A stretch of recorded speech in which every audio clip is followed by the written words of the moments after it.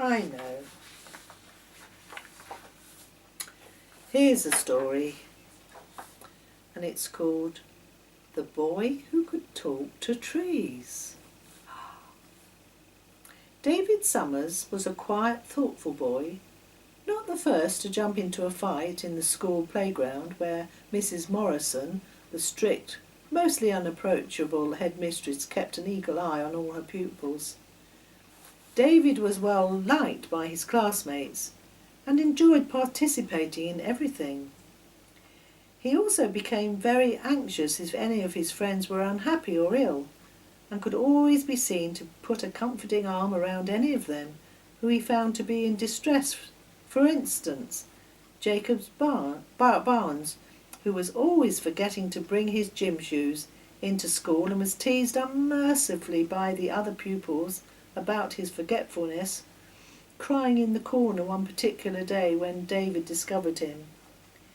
He put his arm around his friend and said, "Never mind, Jacob. I think I have a spare pair of gym shoes in my bag which you can borrow." Immediately Jacob brightened up and said, "Oh, thank you, David. You have saved me from being told off by Piercy." Strict Mr. Pierce, the gym teacher, known amongst the pupils as Pierce the Fierce, was someone you did not want to upset, as he was always shouting instructions to them all and expecting immediate action or else trouble in the form of extra press-ups. David Summers, you see, had a gentle nature, a slight body which was being trained in karate. Indeed, he had already obtained his yellow belt and thoroughly enjoyed demonstrating to his teacher, a 6th Dan, physically fit Neil Osborne, that he was proficient and had improved in his karate technique. David's favourite moves were kumite, sparring, which he was exceedingly good at, but his weekly karate lessons were unbeknown to his classmates.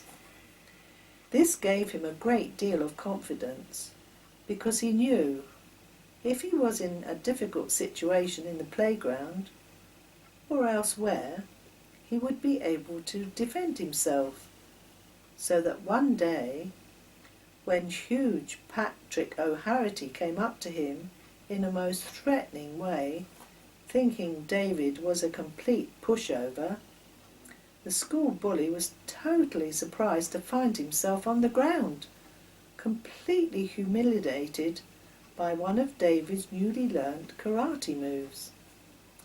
The other children laughed with relief and really enjoyed seeing the nasty troublemaker lying there for once being taught a good lesson. David had a younger brother called Colin, a 4-year-old scamp who brought chaos to the household, always in trouble, either not eating his tea when he should, or getting up in the middle of the night and waking the whole household, and constantly being told to go and sit on the naughty step, which didn't seem to make a big bit of difference to his behaviour. David was very fond of his younger brother and tolerated his bad behaviour with patience and a tinge of irritation. So you see, David was the sort of person you would want as your friend, kind and considerate, and lending a helping hand when he could.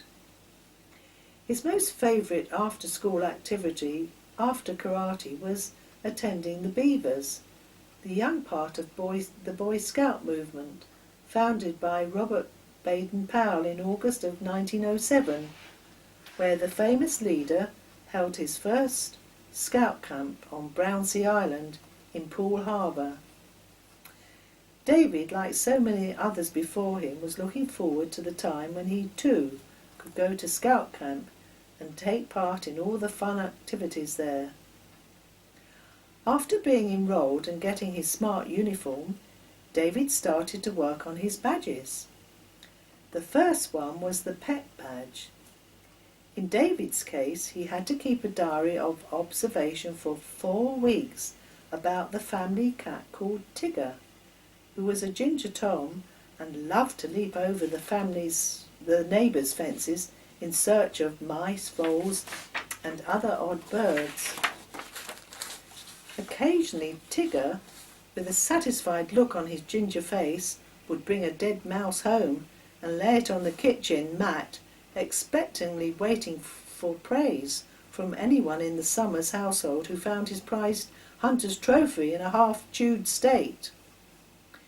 It was David's proudest day when at the end of 4 weeks and hours of writing up about Tigger that he received his pet's badge from Mrs. Meldrew, the beaver's enthusiastic leader. He excitedly gave his badge to his mother, Sally Summers, who immediately sewed it on his uniform. The next badge David wanted to undertake was the Woodcraft badge. This meant keeping another journal for 3 months and doing tree recognition, writing his findings in a book and sketching pictures of the trees. David loved working on this badge, and when his father or mother had the time, would walk in the forest, which was conveniently near to where he lived, and draw and identify all manners of trees, beech, oak, fir, ash, and so on, explaining how they changed from one season to another. Then one day, something extraordinary happened. The day started like this. David wanted to spend his Saturday morning working on his Woodcraft badge, and told his father, Gary Summers, that he wanted to go to Kidlington Forest, where there were many different trees to be found, and many delightful picnic tables amongst the trees. "All right, son," said his father, "we will get your mother to make us some sandwiches, and then we can have a nice picnic in the forest." David was delighted at the prospect of spending a good long time identifying the trees, and rushed upstairs to get his sketch pad and pencils and change into his old clothes. His brother Colin, who was playing with his favourite model steam engines, wanted to know where he was going. "Can I come too?" said Colin. "I will be very good, no trouble." "Not this time," said David sternly. "It is Beaver's work. I want to get my Woodcraft badge as soon as I can." "It's not fair," said Colin in a moany voice. "I want to do the same as you," he pleaded. "But you are not in the Beavers yet," shouted out David as he was halfway down the stairs. "You'll get your chance when you are older." And with that, David was out of the door, rucksack on his back, following his father, who carried the tasty ham and tomato sandwiches, 2 apples and 2 slices of fruit cake, all ready for the picnic. The sun shone and all was well in David's world. Father and son had a good morning finding different species of trees. "Oh, Daddy, look at this lovely old oak tree," said David. "That is a very ancient oak tree," remarked Gary Summers. "You can see by the girth of the tree how old it is." The sun became hotter and hotter, and then it was time for the picnic. Gary Summers found his white handkerchief and tied a knot in each corner to make a sun hat for himself. David thought he looked very funny and laughed out loud. The young beaver ate his sandwiches with relish, and suddenly found himself becoming drowsy. "Daddy, are you asleep?" inquired David, as his father had succumbed to the heat of the sun, and as he lay on the grass and was gently snoring. David did not bother to wake him, and then found himself drifting off to sleep himself, when he was disturbed by loud chatting. In fact, there was a whole chorus of voices talking excitedly. "Oh, Owen Oak, you are such a joker," said Beryl Beechtree. "I have heard you tell that joke so many times, but it still makes me laugh. Ha ha ha! Why did the chicken cross the road? All together now!" And the chorus of trees answered loudly, "To get to the other side!" And they all laughed. Ha ha ha! They all laughed their leaves off. You see, David was hearing the trees talking to one another. "Can I be dreaming?" he thought. No, there was his father still snoring away gently. David could not believe it. He got up and began to stroll amongst the trees to see if he could hear some more tree talk. He found himself standing by a really large, tall, majestic oak tree. "Hello," said Owen Oak, who had been planted as an acorn in the forest by a little Welsh boy, Owen Jones, some 150 years ago. The story went that Owen's Welsh village had been burnt down by the English soldiers, and he had been captured into slavery and taken to live in the manor house at Kidlington, Oxfordshire. It was there that Owen had planted his precious acorn, which he had kept safely in his pocket of his tunic as a memory of the oak tree that was burnt down with his village, and was unseen by the cruel soldiers who had bundled him into a wooden cart drawn by Arthur, the black and white shire horse, and taken him to be a servant at Kidlington Manor. The acorn had grown into the magnificent oak tree and been named Owen, after the boy planter. In fact, Owen had grown to be a man, and spent his days as a forester, tending to the trees, pruning and cutting down old stock, and planting new, in the employment of Lord Forsyth of Kidlington Manor, a kindly master, whose favourite quotation was, "Owen, my boy, remember, mighty oaks from little acorns grow." This was a very old 14th century proverb, and I suppose you could describe this as a wise saying, and proved to be very true, because indeed the little acorns incredibly were the seeds of the mighty oak trees in the forest. David was astonished. Did that oak tree really say hello to him? "Hello, oak tree," said David hesitantly, looking up through the green fluttering leaves of the old majestic oak tree. "Don't be afraid," said Owen Oak. "I am the mayor of this forest, and in charge of all these other trees here," he said importantly. "If there is any trouble in the forest, then they come to me to sort it all out. Benjy Rabbit, who is my deputy mayor, lives with his wife and 8 children, keeps me informed of what is going on. All the gossip of the forest, you know." David could not believe what he was hearing. An oak tree that spoke. "You see," continued Owen, "we have a nightclub here in the forest called Woody Wiggles, for all the different communities. Some more troublesome than others, have to say, but mostly they enjoy themselves, particularly the beetles." "What are the other communities that visit the nightclub?" said David, now very curious. "Oh, well," said Owen the mayor, "there are the insects, ants, the grubs, beetles, ladybirds, to name but a few. We call them the smallies. And then there are the middlies, mice, rats, shrews, and I could go on," said the mayor, getting distracted. "Oh, do you get deer here and wild boar?" said David, trying to sound knowledgeable. "Oh, yes," said Owen Oak. "We call them the larges, and the wild boar usually take on the job as bouncers at the nightclub. We do get visitors quite regularly. In fact, I suppose I should not be telling you this, but your cat, Tigger, is a frequent visitor to Woody Wiggles, particularly when the Beatles Boogie Band is playing. I have never seen such a mover. He is such a show-off. We all waggle our leaves and everyone has a brilliant time. Really cool man," said Owen Oak, trying to be modern despite his ancient years. "Oh, do you have a DJ?" said David, now very interested. "Oh, yes," interrupted Benjy Rabbit. "Simon Squirrel is a real hip-hop man, and has such a collection of CDs that we never catch him out when we request something out of the ordinary. Anyway, young man, what are you doing in the forest today?" inquired Owen Oak.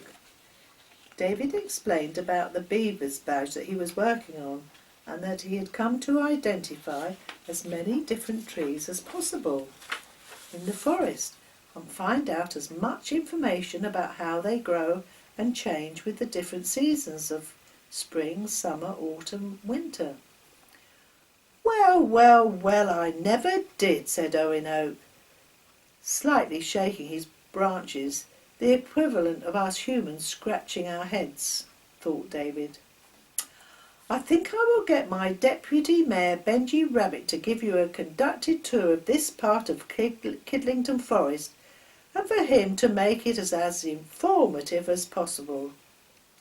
There is nothing much that Benji does not know about the forest, so you have a fine tour guide," said Owen, quite relieved that he did not have to give the tour, as his knowledge was not so extensive as his Deputy Rabbit Benji.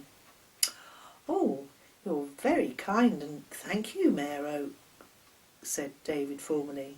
"Come on now, David, we are friends now, and all my friends just call me Owen," said the hospitable Mayor of Kidlington Forest. "You are all so kind and friendly. I really did not know there was so much going on amongst the trees," said David. "Oh, this is only the tip of the iceberg, so to speak," said Benji Rabbit. He spoke in a very jaunty, humorous way whilst twitching his nostrils. "Have you heard the cuckoo choir? They start practising at the end of April for the Cuckoo Eisteddfod in July, a very prestigious premier artist event. You may have heard some of them, particularly our prima donna soloist Florence Cuckoo, who always has to be the first to start practising before the others early in the month." After the conducted tour, where David found it very difficult to take in all the information, as there was so much tree chattering going on in the background, led by Beryl Beach as ringleader, who loved a good gossip and was prepared to pass on the latest bits of forest tittle-tattle to any passing rabbit, insect, deer, or just shout across to her tree neighbours. They stopped eventually at Horace Hedgehog's cafe, situated at the foot of Owen Oak's tree trunk, and a refreshing cup of acorn tea was produced for David to drink. Horace appeared with his white starched apron tied around his large stomach, full to bursting with his wife's cakes and pastries. He offered David a slice of beech leaf and moss pie, a recipe that his wife Heather Hedgehog had specially created for his customers. Benji Rabbit, the Deputy Mayor, became unusually serious and said in an important voice, "I have a present for you from all the forest community, a very special present, only given to special people, and we would like you to accept this shiny brown acorn, produced by none other than the Mayor of our forest, Owen Oak, so that you will remember your visit to us." With that, Benji gave David the most shiny brown acorn you have ever seen.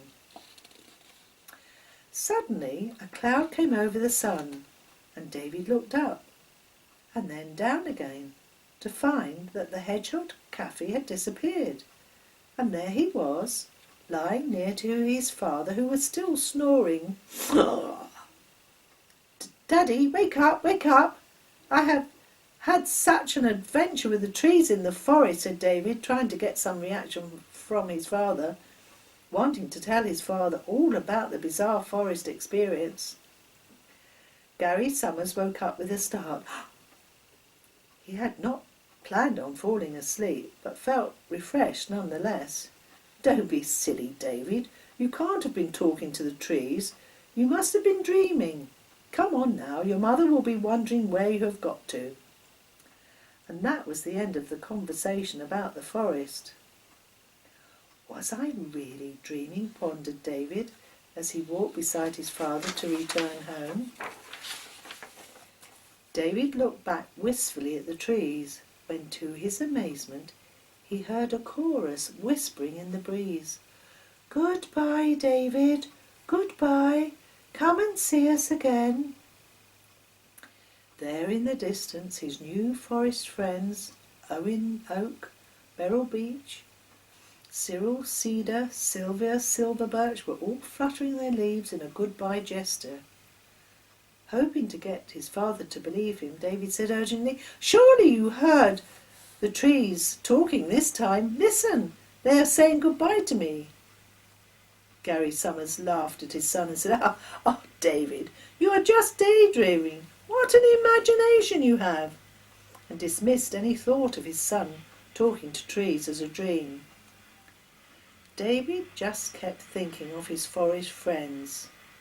Were they just a figment of his imagination? As he had drowsed in the sun, he wondered. What do you think? The only thing I can say is that the next day, when David was on his way to school, a funny thing happened. He felt in his coat pocket, and what do you think he found? A shiny brown acorn. Well, that is to think about. Well, children, I wonder if there's another story, just a quick one.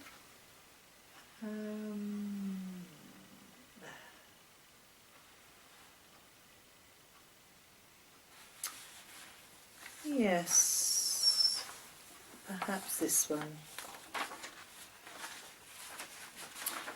I shall finish off with this story for you young children. Now, are you sitting comfortably? I am. Boney, are you there? Yes, I can see you listening. Now be a good boy. Pierre? Now you've been a good boy, haven't you? Now put him down, my lucky rabbit.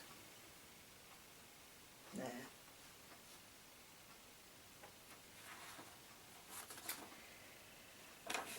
Well,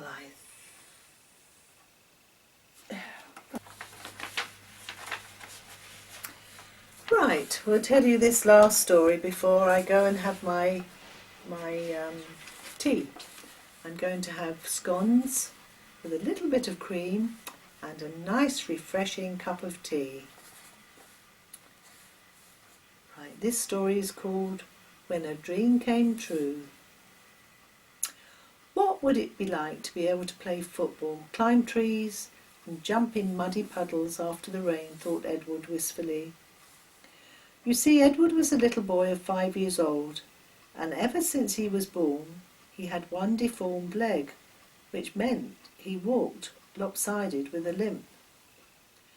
The doctors had warned his parents, Cameron and Emily Brown, that it was very unlikely that their son would be able to walk properly or take part in sporting activities.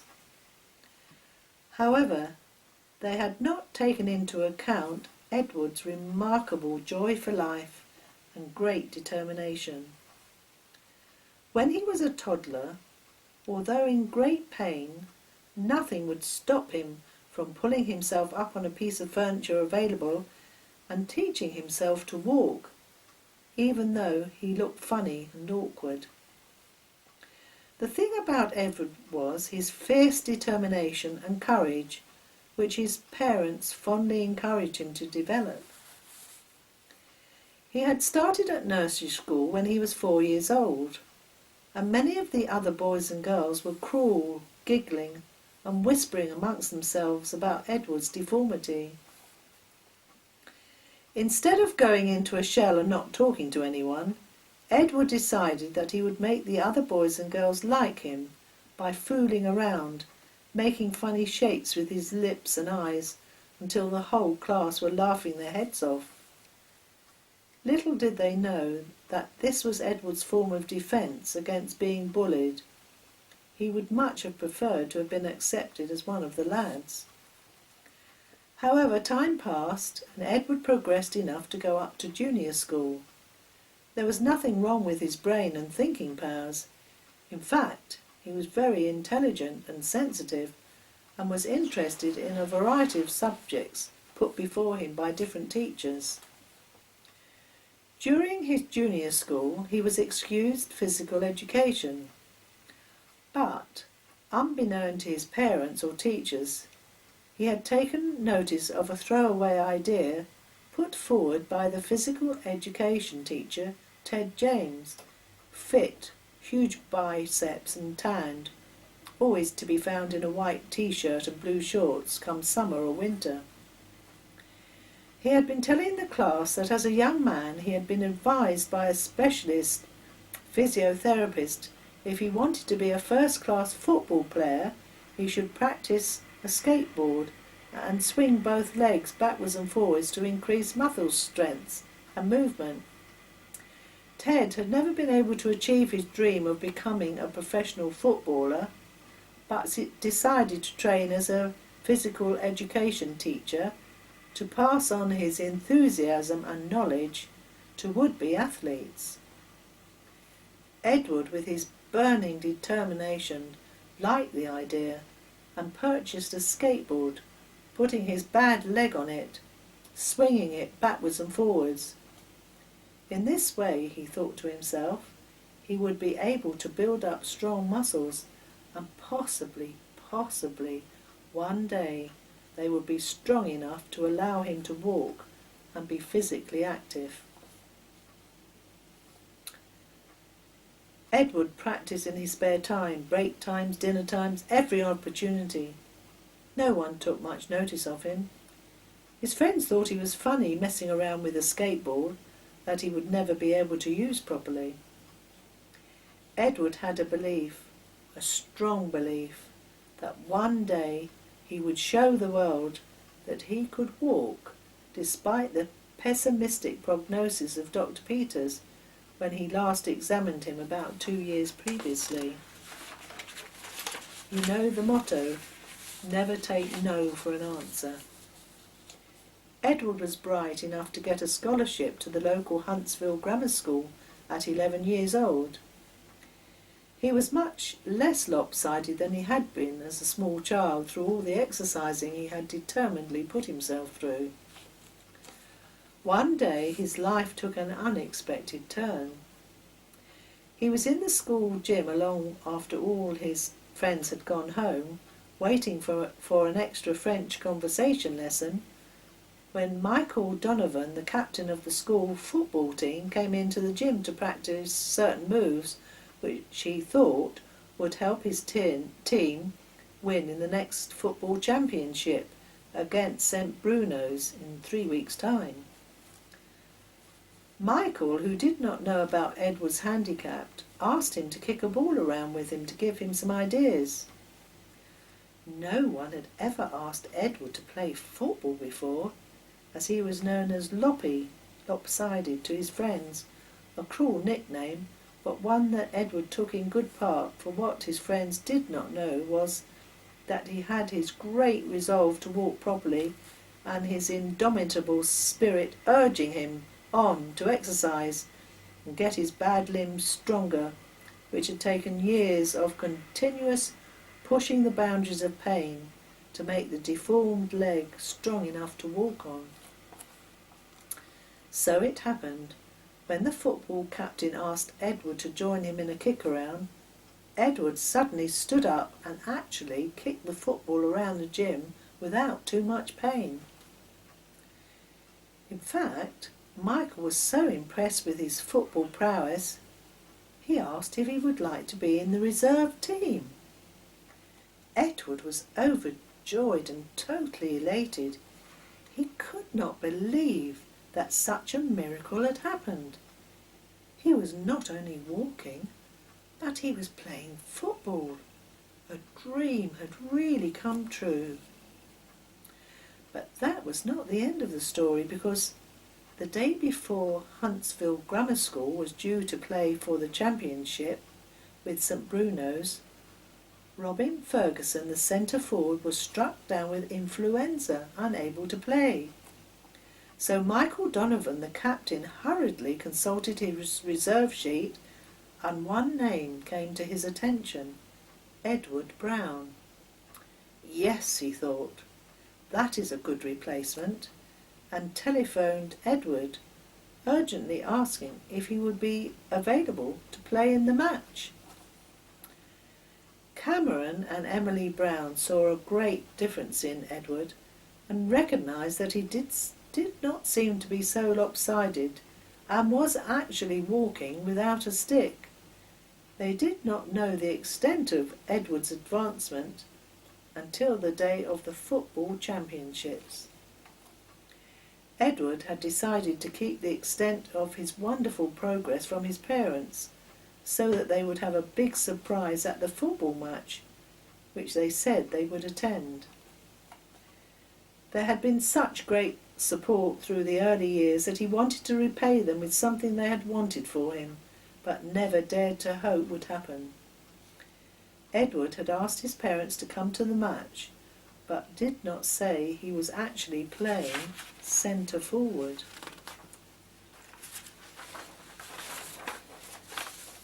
Two teams walked out onto the football field in single file. Huntsfield Grammar in maroon and gold stripe, and St Bruno's in blue and black. Cameron nudged Emily in the ribs with utter surprise and amazement. "Look, Cameron, look," said Emily, hardly able to believe what her eyes were telling her. "I don't believe it," said Cameron, tears in his eyes. "Our boy that we were told would never walk. There he is playing football." Both parents were quite overwhelmed, but very, very happy. Emily wiped a tear or two from her eyes and puffed up with pride. Both parents watched their son with indomitable spirit and determination help his team to win the championship by 6 goals to 3. It was a very proud moment for Edward to be handed a team medal and to drink lemonade from the huge silver-plated championship trophy cup.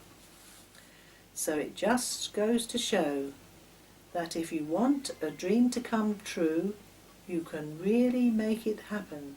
It's up to you. Well, children, that's the end of the stories for this afternoon. I hope you've enjoyed them. Okay. Well, good morning, children. Here I am with my nice cup of tea, and there is Harvey. He's come to listen to the stories, and I don't know where Bonaparte is, but he'll be around. So, I shall start off with my first story this morning, and it's called S.S. Rhubarb. I don't know what has got into Ethan. Ever since we took him on that boating holiday on the Norfolk Broads, everything has got to be about boats, exclaimed Mary Morrison, Ethan's mother, to her bleary-eyed husband Douglas, as they lay in their holiday home bed listening to the soothing sound of the pounding of the waves against the sand. It was the family holiday at the Sidmouth Folk Festival, where there were flags flying on the promenade, and in the town an air of expectancy was all around as the folk singing community congregated on this small seaside town. Musicians played with enthusiasm in different pubs, nooks and crannies in the town. Everyone was taken up with the festival, apart from Ethan, who only had time for the boats on the seafront. Mary and Douglas Morrison, Ethan's parents, were beginning to regret bringing their son to the Sidmouth Folk Festival, as all Ethan wanted to do was to help the sailors on the seafront, cleaning boats, helping with the rigging, and anything that he thought would ingratiate himself enough to be asked to go sailing with the skipper of the SSC, Sidmouth Sailing Club, Mike Cookham, a blonde-haired, piercingly blue-eyed, enthusiastic sailor who had the patience to show Ethan some of the sailors' knots and explain other bits and pieces of information he thought a young sailor should know. After about the 5th day, when Ethan had been helping at the boathouse every single day, Mike Cookham said to Ethan, "Fancy a trip out this afternoon? The weather is quite rough, but not too strong for the Saucy Sue. We should be able to hoist full sails." Mike laughed and continued, "This will test your sea legs." Ethan did not know what he meant by sea legs. What was that? Did you suddenly acquire another pair of legs that let you walk about the boat when the sea was rough?" "Of course not," laughed Ethan to himself. Ethan had no fear of the sea, and so looked forward excitedly to the coming trip in the Saucy Sue. The time had come.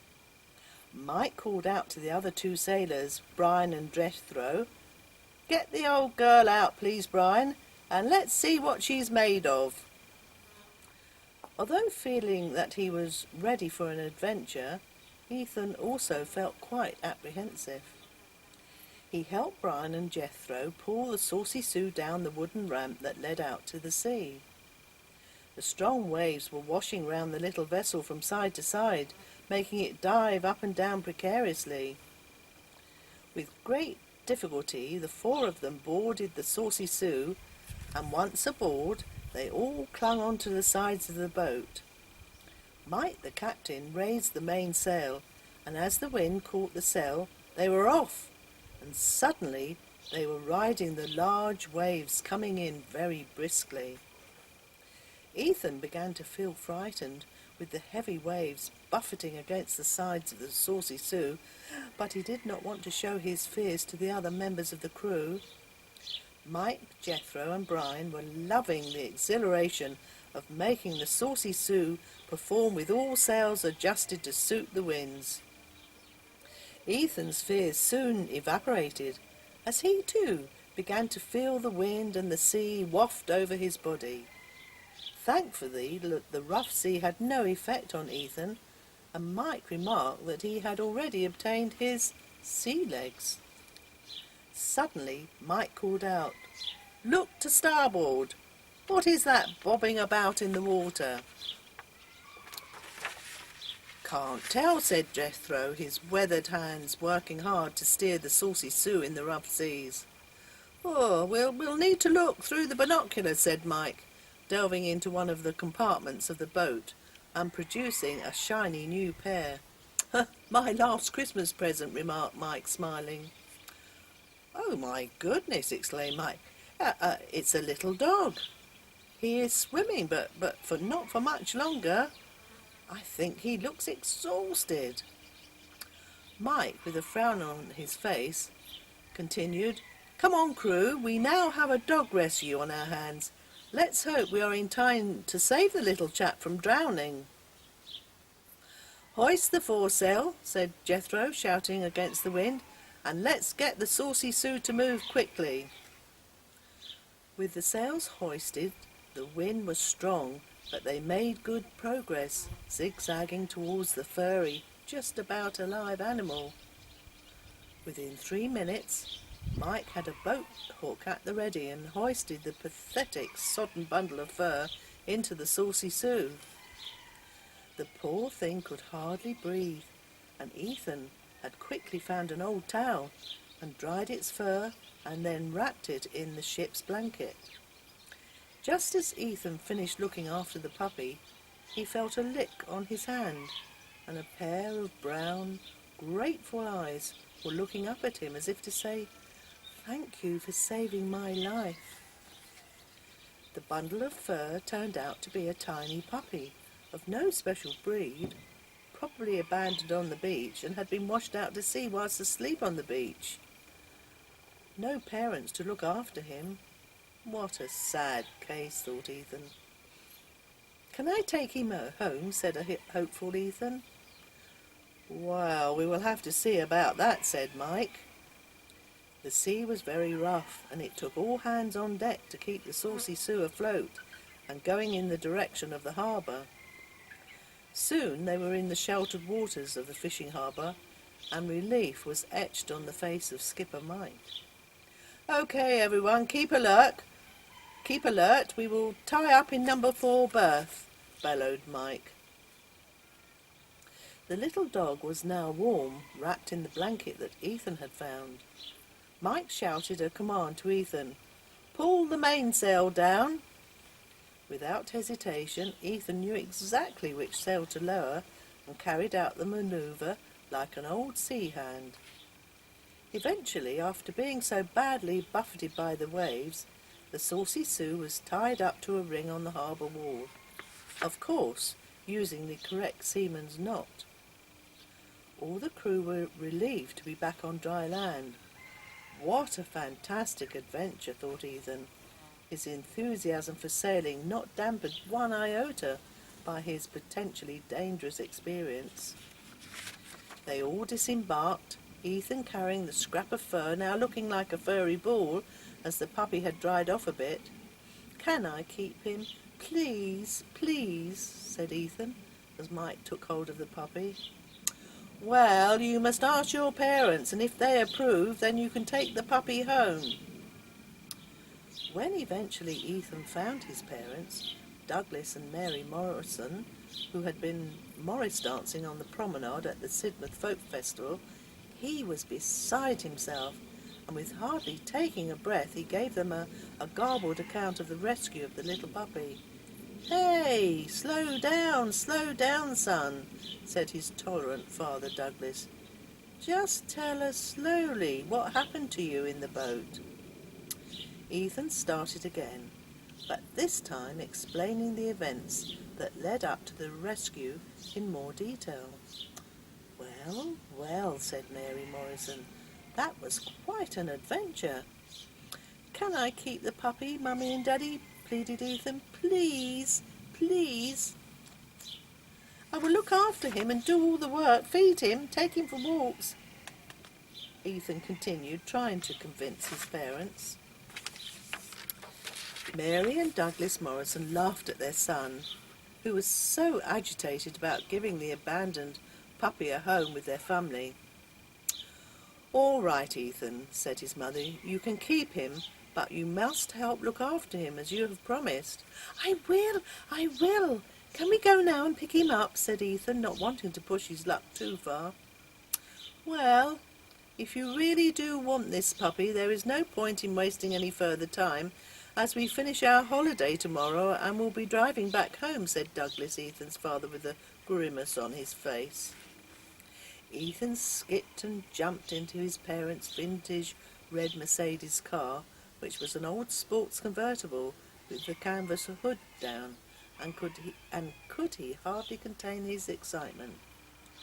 Mary and Douglas Morrison clambered into the front seats, and off they sped to the boatyard, where Mike Cookham, the skipper of the Saucy Sue, spent most of his time. After parking up beside some wicker lobster pots, the family Morrison looked around for Mike, the skipper, and they were not disappointed, as they could hear little whimpers coming from one of the lobster pots in Mike's fisherman's stall. "Oh, look, Mummy," said Ethan, "the little chap has got himself stuck inside the lobster pot."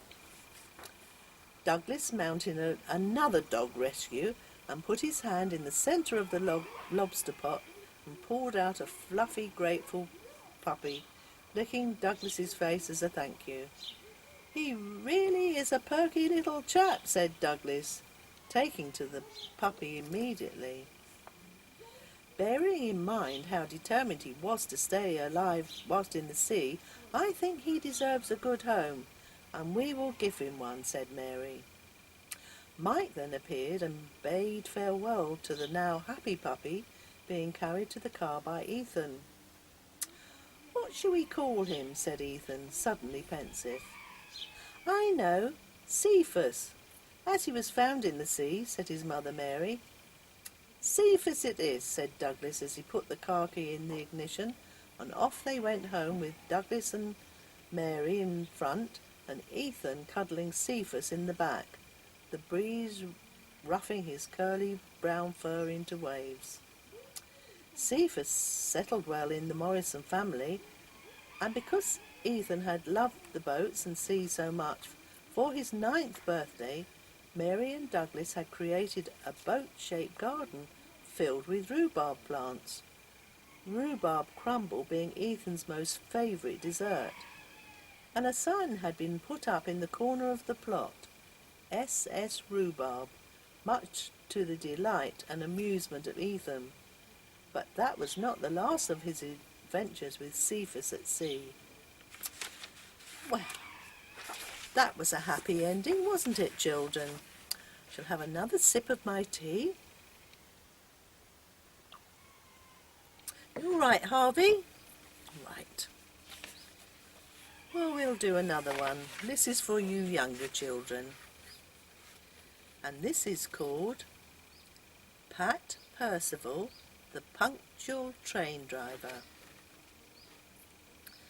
Pat Percival was a very tidy man.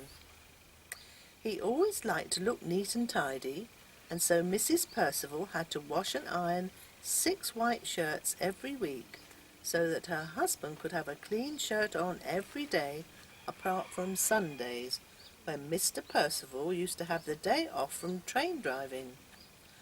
On this precious Sunday off, Pat used to saddle up Lawrence, the Shire horse, and attach him to an old horse carriage, which had padded seats and a hood in case it rained. He would tentatively give Mrs. Percival a hand up into the carriage by placing his left hand on her bottom. She would always protest and say, "Now that will be enough of that, Mr. Percival. I can get into this carriage without your help." But of course she couldn't, being of a very plump size. "On you go, Lawrence," Pat Percival would shout, and Lawrence was quite an old horse, would lumber along the country roads, stopping occasionally to have a sneaky nibble of grass.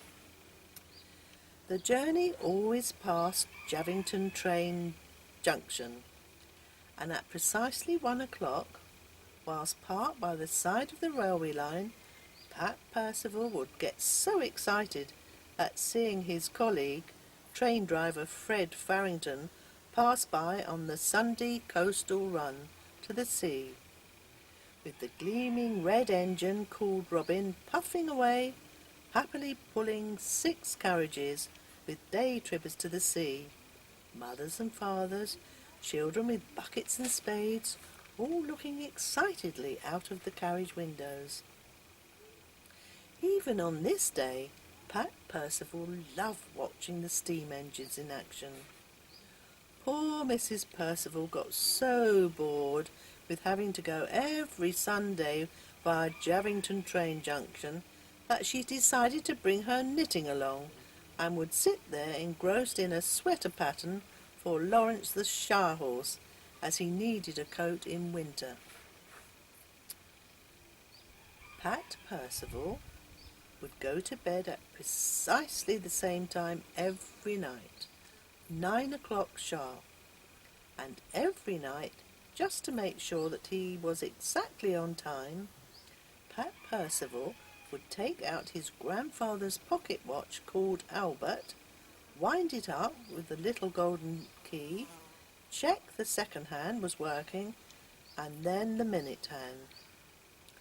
Pat used to sing at the top of his voice, 60 seconds make a minute, and 60 minutes make an hour, la-la-dee-da, la-la-dee-da, winding his watch, and when he had finished, he checked the time. Ah, yes, 9 o'clock precisely, time for bed.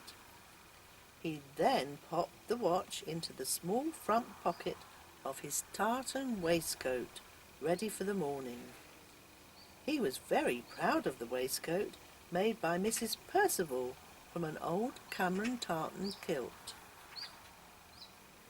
The pocket watch came in very useful when Pat Percival arrived in the mornings at the railway sidings, where his coal-fired engine, Horatio, was parked overnight. At 7 o'clock every morning precisely, it was very important that Pat Percival, train driver, lit the fire in the boiler of the engine and shovelled 6 piles of coal into the boiler to start making steam, so that he and shiny green-painted Horatio could go to work. He had to draw 8 carriages, and people would pile into the brown-painted seats when Horatio arrived at Sedgley Station for his first pick-up of passengers.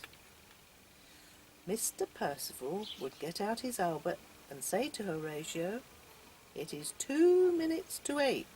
Get ready. We need a full head of steam, as nearly all the carriages are full.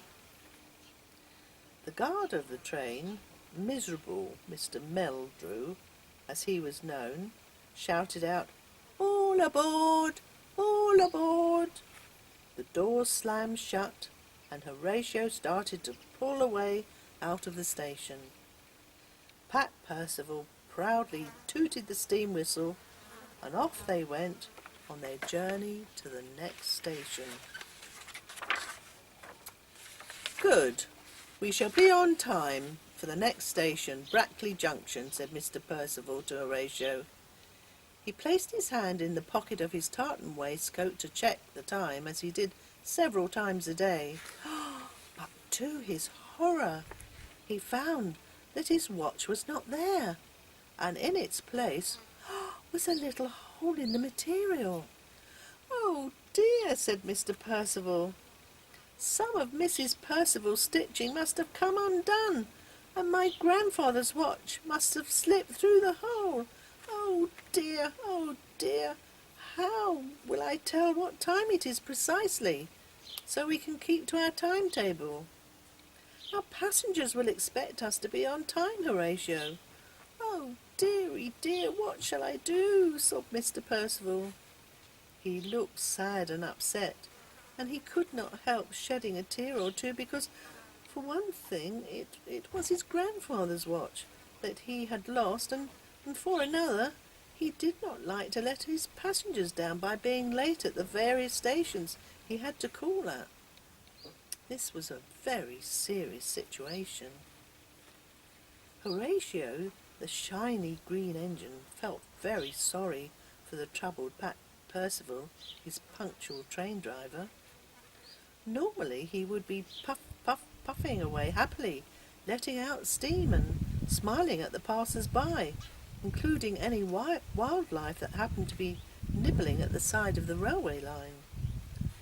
As Horatio was passing through a particularly luscious pasture land, he spied Raymond Rabbit, with his family of 8 little rabbits, having a lovely picnic on buttercups and clovers by the side of the railway line.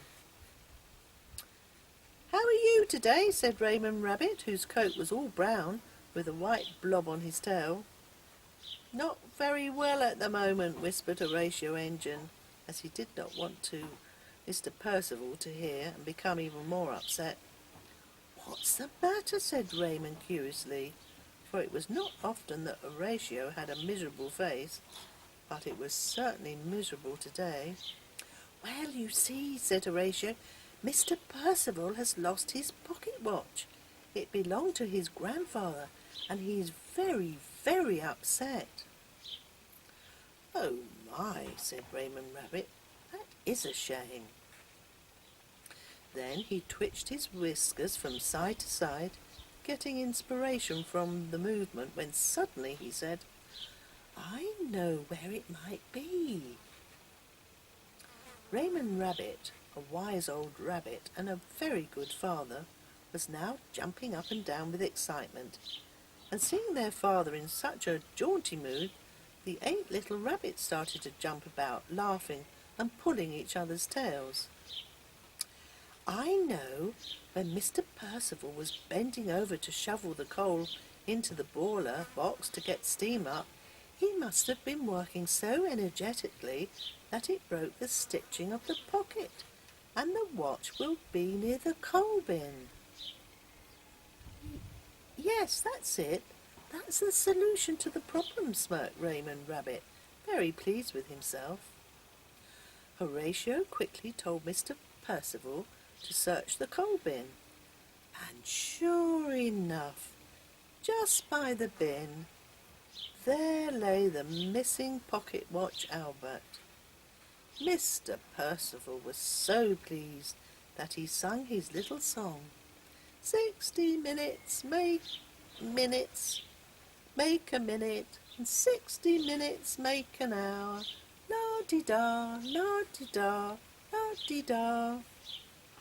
Mr. Percival and the shiny green engine Horatio arrived at Brackley Junction at precisely 8:55. Mr. Percival, of course, checked the time with his pocket watch and put it into the other pocket until he could get the waistcoat home for Mrs. Percival to mend. He knew that he would get a ticking off from Mrs. Percival for having made a hole in the pocket of his tartan waistcoat, but he didn't care, for he was the happiest train driver ever, as he felt so delighted to have found his most precious pocket watch, and to be able to check the time regularly, which was so important to Pat Percival.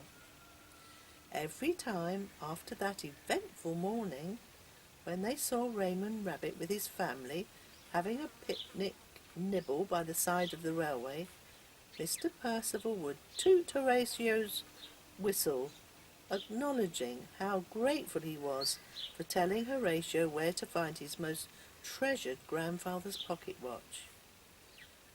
You know railway engines and rabbits are great friends, and the next time you see a train pass by, see if you can see any rabbits waving to the driver.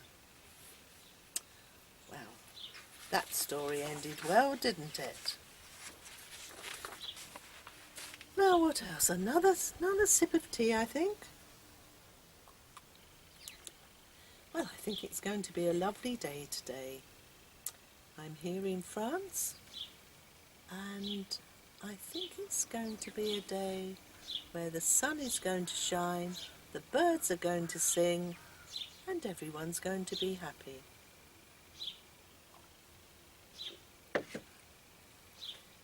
Well, here's another story for you.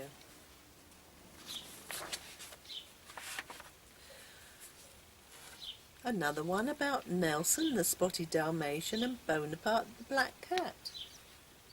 Well, sadly, Nelson has gone to the happy hunting ground in the sky, but I still have Bonaparte, I think he's off looking for mice. So this is called Nelson and Bonaparte, an unlikely friendship. Nelson the Dalmatian could not settle. He was tossing and turning in his duvet-lined dog bed. He was usually a happy dog, comfortable with his lot. Nice owners, Kathleen and Angus Sinclair, who spoilt him, took him for long walks, gave him his favourite suppers, chicken, sometimes beef with vegetables and tasty, crunchy biscuits, a warm, soft bed to sleep in. Oh yes, life was good. Well, it was good until something happened to upset his normal routine. And being centre of attraction, Nelson was not best pleased. The upset to daily life was totally down to the new arrival. Nelson had heard his humans discussing the possibility of another furry animal coming to live with the family, and his heart had dropped. As he had come to live in France after 5 years in England, Nelson felt rather put out. Oh no, Nelson said to himself, I suppose this new animal is going to be a French-speaking, totally unintelligible thing trying to take over the place. Oh dear, I wonder how long it will take me to get it into shape to know its pecking order in the family, thought Nelson, raising his head to a respected height, feeling he was king of the castle. The new animal turned out to be nothing more frightening than a 3-week-old, funny-looking black kitten. He had been abandoned at 2 weeks old and found just in time to save his life, sheltering, frightened, tired and hungry in some brambles. It was a lucky discovery because if Susan, the little girl who had found the kitten hiding underneath the big stack of leaves, had not rescued him, then he most probably would have died. Susan shouted to her parents who were sunbathing in the garden, Look, Mummy and Daddy, here is the smallest kitten I have ever seen. Susan pulled him from the brambles and found that the poor little scrap could hardly open his eyes, as they were full of matter. His little fur body was full of fleas, and he looked a pathetic sight, hardly alive. "What can we do, Mummy?" asked Susan with an urgent plea in her voice. "He looks so awful and uncared for. Can we keep him?"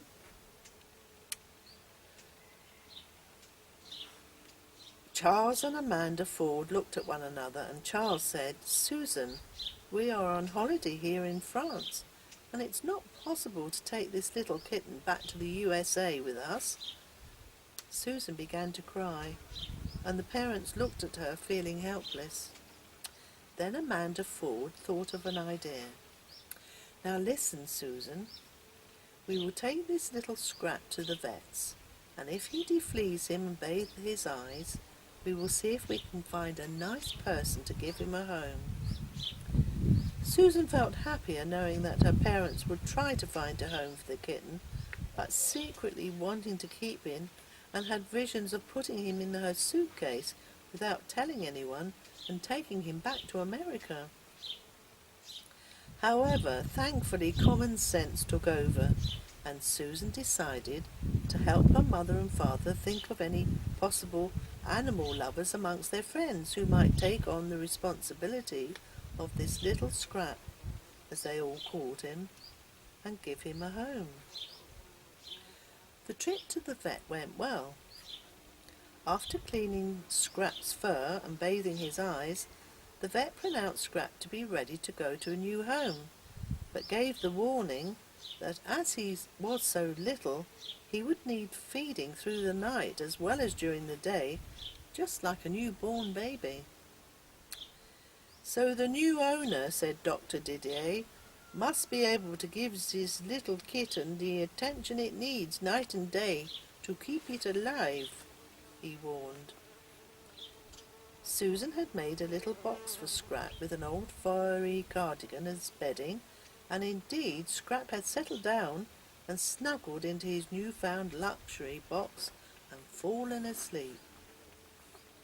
In the evening, after Susan had gone to bed, Charles and Amanda Fox discussed the possibilities of owners for the little kitten, now contentedly curled up in the cardboard box. "I know, Charles," said Amanda. "I shall text Catherine and Angus.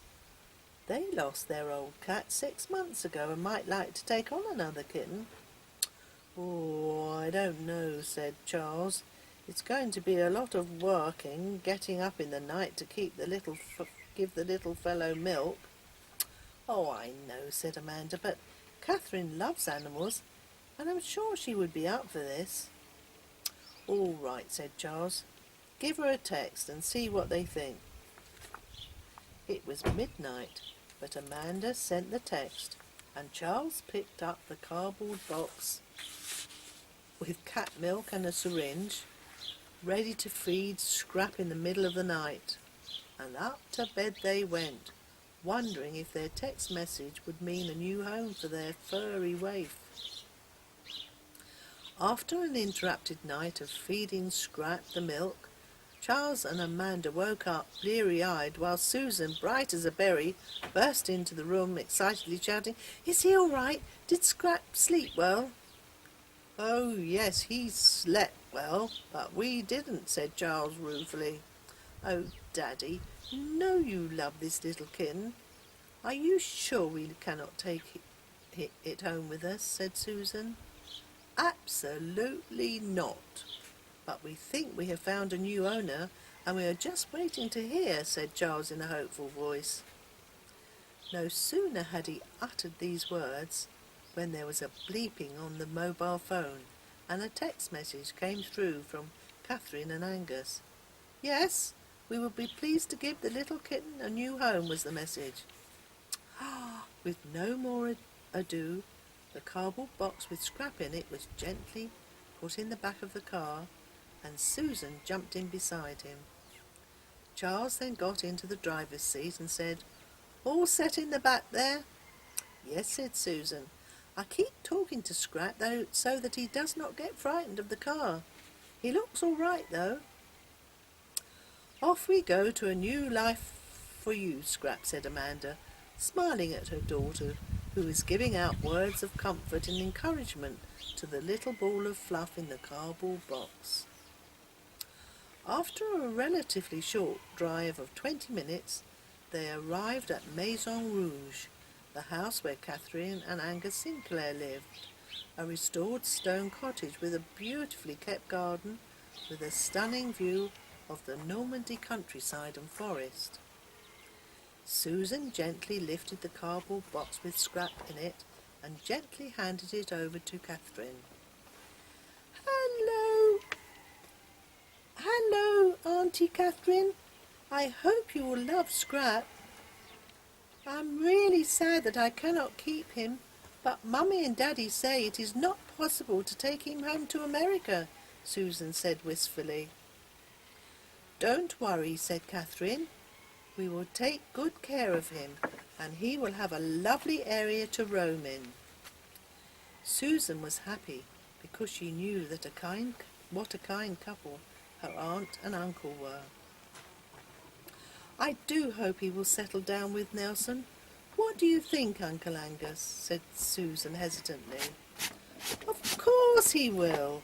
Nelson is such a softy," said Uncle Angus, "and anyway, it will do Nelson good not to be the only centre of attention." After a lovely tea of French pastries and fromage, fresh coffee for the adults, and fruit juice for Susan, the Fords departed, with Susan waving goodbye from the back of the car, tears in her eyes, as she had so wanted to keep Scrap. Nelson, meanwhile, had been eyeing up the humans, and then the cardboard box with the ball of fluff inside. "What have we here?" thought Nelson. "Looks like trouble to me." Actually, the day had been one of contrast. One minute Nelson had been asleep in his box, dreaming of chasing rabbits and next door's cat, and the next, when he had gone outside for a ramble around the house and gardens, he had encountered the neighbour's cat. Not in his dreams this time, but there, spitting abuses at him in French, which he only half understood. "Really, Veronique, I do not understand half what you are saying. Can you please hurl abuses at me slower?" said Nelson sarcastically. "Well, mon chéri," said Veronique, "you are in France now, so you should learn this language. You are stupid." At this, Nelson could not hold himself back, and started to chase Veronique, who was far too quick for him, and darted on the roof of the barn at the back of Nelson's house. "I'll get you one of these days," threatened Nelson, very put out. "I can't wait, see, mon chéri," said Veronique in a most aggravating voice. After a couple of weeks, the kitten started to settle in well, and grew very quickly with the loving attention from Catherine, who had been getting up every night to feed Scrap with special kitten milk. As he grew in stature, so he did in confidence, until one day he ventured from his cardboard box and looked at Nelson, snuggled in his dog bed fast asleep. He tiptoed up to the snoring Nelson and thought to himself that perhaps this could be his long-lost daddy. Scrap had begun to wonder where his mother and father were. It suddenly dawned on him there and then. This spotty, furry, snoring Dalmatian must be his father. With this thought in his mind, he lightly climbed on top of Nelson,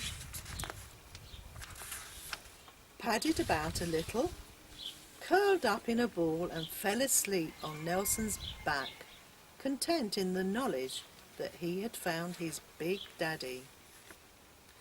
Angus came into the living room and roared with laughter when he saw the duo. Nelson, oblivious to his new companion, contentedly purring on his back. "Come and see this, Catherine," said Angus, much amused. Catherine came running in and rocked with laughter. "I must take a photograph so that I can send it to Charles, Amanda and Susan in America," said Catherine. "They really do seem to have made friends, don't they, Angus?" Catherine and Angus sat by the wood-burning stove, discussing how well Scrap had adapted to their house and family, when Angus said, "You know, we can't carry on calling him Scrap. Let's think of a name." They laughed and thought about names. Suddenly Catherine said, "I know, let's call him Bonaparte. He is a brave little kitten and quite a match for Nelson." "Brilliant," said Angus. "Bonaparte it will be." Nelson woke up to feel a movement on his back. He looked round with one eye open, only to see a little ball of fluff asleep on his back. Nelson was fully awake then and stood up, allowing the kitten to slide down into his bed. "Get out of here," shouted Nelson. "What do you think you are a-doing of? This is my box, my space, and certainly not for a little half-pint like you to share." Angus arrived in the room to see Nelson nosing the little kitten out of his box onto the cold stone floor. "Nelson, stop doing that. Bonaparte will get cold, and that is not good for him at his young age." Nelson could not believe it. They had called this little Scrap Bonaparte. "Oh no," thought Nelson. "Another Frenchie which back in history I was supposed to have fought in a battle. I shall have to make it my business to make sure that this little intruder knows his number in the pecking order here. I am number 1, and he is most definitely number 2.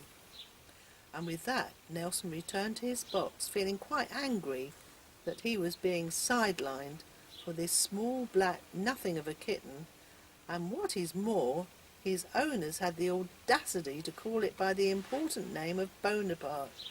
They must have had a mad moment, or been drinking too much of that red stuff they called wine, thought Nelson. During the next few days his owners mostly talked about Bonaparte and very little about Nelson. I suppose it was jealousy that made Nelson feel so unfriendly towards the newcomer. He had been the centre of attention, and now he was not. He had to share the affections of his owners, a hard pill to swallow. This unfriendliness did not deter Bonaparte, however. He had found his big daddy, and that was that. So he persistently climbed into the dog box with Nelson, only to be repelled on several occasions when the owners were not in the room. One day something happened to change things around completely. Nelson was not feeling very well. He had been to his tuck box, the kitchen waste bin, and sorted out a smelly old chicken carcass. He had gulped it down as if he had not been fed for a week, and 2 hours later felt ill. He went to his box with terrible stomachache, feeling quite dejected. Bonaparte, who had been outside chasing leaves, saw Nelson and said, "Thee have the mal stomach, big daddy. You feel malade, ill." Nelson just grunted, feeling awful. Bonaparte then padded up to his box and curled up in a ball on Nelson's sore tummy, the warmth immediately easing Nelson's pain. There was nothing Nelson could do about his upstart, who insisted on calling him Big Daddy, lying on him purring away. But the longer Bonaparte laid against his stomach, the better Nelson felt, until he gradually began to feel better. And in fact, although he hardly wanted to admit it to himself, he quite liked having this little kitten snuggled up to him. "Is he feeling better?" said Bonaparte, wanting to help Big Daddy, but now anxious to get outside and go on a mouse hunt. "Yes, yes, yes. Nelson, Nelson said, "You're not so half bad, Half Pint. You help my tummy ache away." After this event, Nelson mellowed towards Bonaparte, as he realised that he was not going to take over the place and be Mr. Important Cat. Grudgingly, Nelson accepted the fact that when Bonaparte went out on one of his several hunting trips, he missed the little fellow and his French chatter. Gradually, Nelson and Bonaparte became the best of friends. Bonaparte thinking that Nelson was his big daddy, and Nelson imparting words of advice as to how to improve Bonaparte's hunting skills and other useful words of wisdom. They became more or less inseparable, except when Nelson was chasing next door's cat for Veronique. On those occasions, Bonaparte would diplomatically withdraw and take an opportunist visit to the kitchen of next door's neighbour to see if there was any spare cat food laying about, while Veronique was otherwise occupied. Susan in America received many photographs of Nelson and Bonaparte, where she could see what a handsome big cat Bonaparte had become. She kept one particular photograph under her pillow, a picture of Nelson and Bonaparte snuggled up together, contented and happy, the best of friends. Another photograph arrived of the duo, and Susan kissed it and placed it under her pillow with the other favourite. She went to sleep dreaming of the good deed she had done in saving a little scrap of fur, now a large, handsome cat, who more surely would have died had she not rescued him, highly delighted that Nelson and Bonaparte had forged such an unexpected friendship. Well, that is the end of that story, children. My lovely neighbour Bernadette has come, so I shall turn this off. This is the last story in my collection. And although it's a rainy day yesterday, it's sunny here today. But this story is called Magic on a Rainy Day. Rain was pouring down the French windows to Richard Hugh's living room as he sat on the family's black leather settee, glumly watching the raindrops form on the glass, and then cascade like a waterfall onto... Now, I'm going to start this story again because I haven't got this quite right. Now, it's a lovely sunny day today. The birds are flying past me. But this is a story about a rainy day. Magic on a rainy day. Rain was pouring down the French windows to Richard Hugh's living room as he sat on the family's black leather settee, glumly watching the raindrops form on the glass and then cascade like a waterfall onto the grass below. It was Sunday.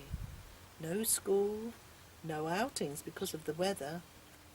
Even the family cat Feathers was curled up in his snug cat box, deciding that his normal rounds of visiting his current friends would have to be put off until the rain had stopped, as Feathers really hated to get his well-kept black fur coat wet.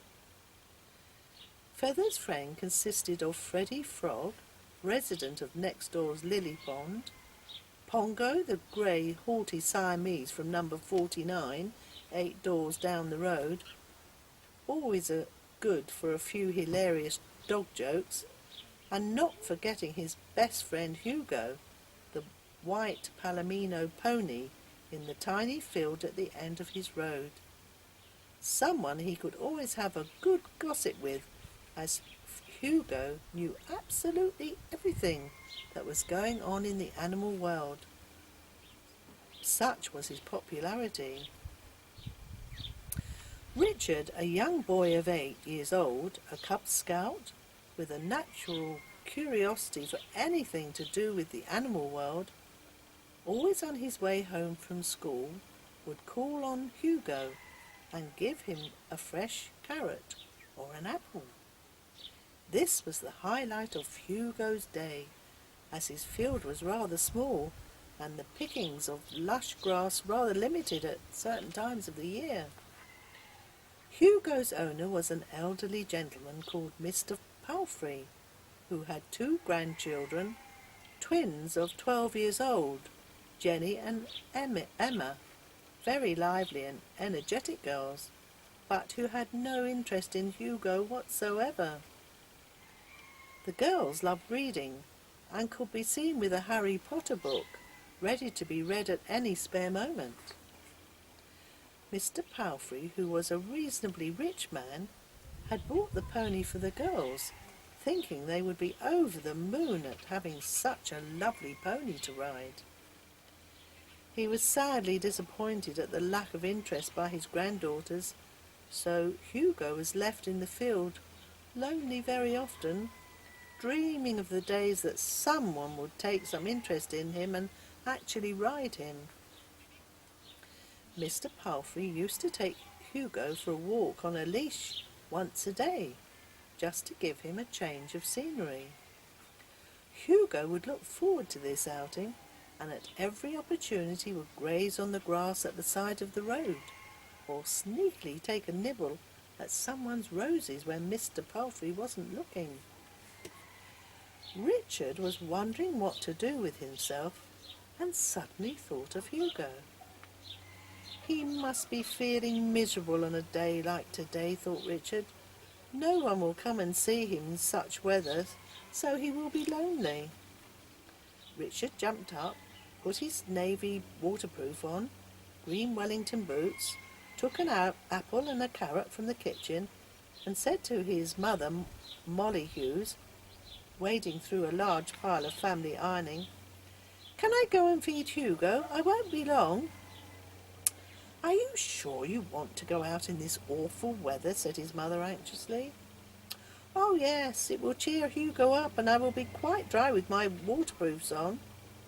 With that he flew out the door before there was any more argument, and walked briskly towards the tiny field where Hugo was sheltering under a huge oak tree. Mr. Palfrey had not managed to get round to building Hugo a stable. Richard had never met Mr. Palfrey, but his mother Molly was always going on about how disappointed the old man was that his 2 granddaughters did not ride or groom Hugo. Richard himself thought that Mr. Palfrey must be a cruel man for not providing Hugo with any kind of shelter from the elements. Still, Richard had made his mind up that he would be Hugo's friend. He had seen his cat Feathers visiting the Palomino pony so often, and what looked like actually talking to him. Of course, that was impossible. When Hugo saw Richard approaching, he trotted over to the fireball gate and gave Richard a nuzzle. The apple and carrot were produced from Richard's coat pocket, and Hugo munched contentedly on them, neighing his appreciation. Richard stroked Hugo's forehead, telling him he was the most handsome pony he had ever seen, and wished that he owned him. "I would build you a lovely stable." Richard also liked the Harry Potter stories, and said to Hugo, "If I was Harry Potter, I would magic you a wooden stable with heaters and bales of fresh hay for you to nibble on. I would make it a horsey paradise." Hugo pushed Richard's arm as if to say, "Oh yes, that would be very nice, if only dreams could come true." Unbeknown to Richard, Mr. Palfrey had come along unexpectedly to check up on Hugo in the wet, thunderous weather, only to overhear Richard talking to his pony. Mr. Palfrey was very touched by the boy's kind, eager interest in Hugo, and introduced himself. "Hello, young man. I'm Mr. Palfrey, and I see that you like my Hugo. Have you ever ridden a pony before?" "No, I haven't, Mr. Palfrey," said Richard politely, "but I would like to." Mr. Palfrey scratched his chin. He always did this when he was thinking really hard. An idea had suddenly come into his mind. "Where do you live, young man?" he inquired. "Oh, just down the road at number 41, said Richard. "I bring Hugo an apple or a carrot most days. I do hope that's all right," he continued. "Of course it is. Oh, and what is your name?" Richard, his name given, continued to chat with Mr. Palfrey. They got on like a house on fire, Mr. Palfrey explaining about horses, and Richard excitedly taking in all the details. However, there was one thing bothering Richard. Why had Mr. Palfrey not built a stable for Hugo? Was he a cruel man? What was the explanation, as he seemed such a nice man to talk to? There was nothing for it, thought Richard. I shall just have to ask. Richard blurted out in a rather sharp manner, "Why did you not build Hugo a stable, Mr. Palfrey? He has been standing under a tree when it was wet, and seems to be very miserable." "That is a very good question," said Mr. Palfrey, quite unperturbed. "I did ask Mr. Simpkins, a builder, who is a friend of my son's, but unfortunately he was taken ill and has been off work for weeks, while I have been anxiously waiting for him to build Hugo a warm shelter." Now Richard understood and did not feel badly towards Mr. Palfrey. The following week, one evening, when Richard had finished his homework, a particularly hard mathematics problem, there was a knock on the door. John Hughes opened the front door, and there, standing hesitantly on the front doorstep, was Mr. Palfrey. Come in," said John Hughes, recognizing the old man immediately. "You are the owner of Hugo, the Palomino pony from the field down the road." Yes," said Mr. Palfrey briskly. "I met your young son last Sunday when it was pouring with rain, and he so kindly brought an apple and a carrot for Hugo. I was very impressed with his kindness and interest in Hugo, and have come to make a suggestion to you." "Oh, really, Mr. Palfrey?" said Molly Hughes, feeling very curious about the elderly gentleman was about to say. "Well, I have realized that my two granddaughters will never be interested in Hugo, and what that pony needs is someone who will love him and look after him as I would, only I am too old now, and I would like to suggest that your family take him over, and in particular Richard should learn to ride him, and I will pay for the lessons." Richard, Molly, and John Hughes looked at Mr. Palfrey in disbelief. They could not take in fully the offer that Mr. Palfrey had just made them. "You mean I can learn to ride Hugo, and groom him, and feed him?" said Richard, slowly, hardly able to believe his luck. "Exactly that. And you would be doing me a great service, as I do not want to sell Hugo, but as I am getting more and more frail every day, it is becoming impossible for me to take Hugo out and do all the chores." There was a moment's hesitation, and then the Hughes family all spoke at the same time, excitedly asking for details. John Hughes, who was a builder by trade, said to Mr. Palfrey, "This is a wonderful offer for my young son, and we will gratefully accept your offer. I would like to make Hugo a warm wooden stable, so he has adequate shelter in all weathers, at my expense, as a thank you for your generosity," said Mr. Hughes, proudly looking at his son, knowing of his love of horses. A dream come true. Richard could learn to ride. The Hughes household settled into a new routine. John Hughes would first come up and go down to the road to the small field. and feed the now extremely happy and contented Hugo. Molly Hughes would take Hugo out during the day, and Richard would come and check the hay, water and pony nuts after school. Twice a week a riding instructor would come to the field and give Richard a riding lesson on Hugo, who so appreciated his warm, snug stable painted green with his name painted in red on the wooden barn door constructed by Richard's father. When Feathers went visiting Hugo after all the excitement had died down, Hugo said he had not understood how such a wet, miserable Sunday turned into the most magical day of his life. His old owner, Hugo noticed, now had a fixed smile on his face and was often heard humming his favourite song from World War II, doing the Lambeth Walk, oi! Much to Hugo's amusement. Sometimes humans do funny things when they are happy, I suppose, said Hugo to an interested Feathers. Everyone was happy. Mr. Palfrey looked on delightedly as he saw Richard straight-backed and Hugo trotting past his house, riding instructor proudly behind. David Frost, the riding instructor, had reported back to Mr. Palfrey, saying that Richard was a natural rider and very easy to teach, getting more confident in riding and handling Hugo day by day. Richard loved looking after Hugo and riding him into the forest with green, grassy tracks, a firm friendship established with Richard, chatting to Hugo about the day's events.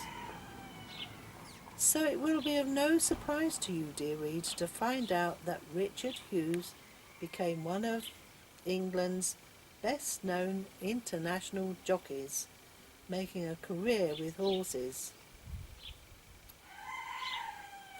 Well, I never. You can just Google Richard Hughes, international jockey. Well, that's the end of my stories, children. I hope you've enjoyed them.